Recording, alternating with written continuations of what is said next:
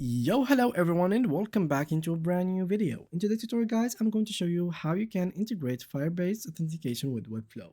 This should be a very simple and easy video, so make sure to watch it from now to the end. Now let's start by understanding what Firebase authentication is. The Firebase authentication transforms static Webflow sites into dynamic applications with secure user management.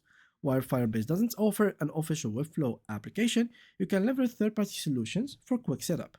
So the third-party app that we're going to use is called Vault Vision application.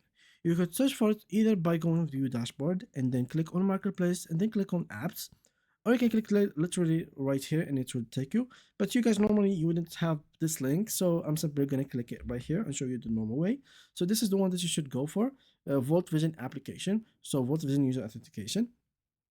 And this is what we are going to use. So now what I'm going to do is to click on Install App.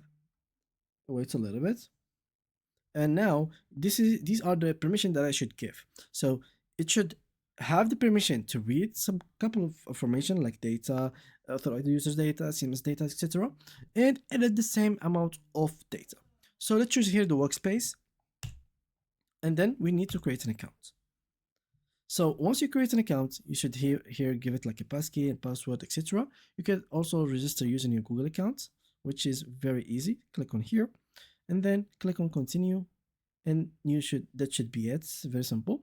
There's another process of course to go through, but I'm simply going to click on publish later. And here what we're going to do is start designing for Webflow.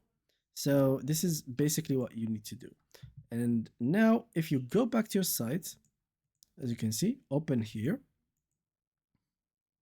you should simply give it some time to load. You simply have to click on here, and as you can see, here it is. So now after you launch it, you will have the sample that you will need of the Firebase authentication. As you can see, here it is. You can create a simple demo, add components. So you will have everything that you need for Firebase through this application right here. And yeah, that was it today's tutorial, guys. Thank you for watching, and see you guys in the next upcoming videos.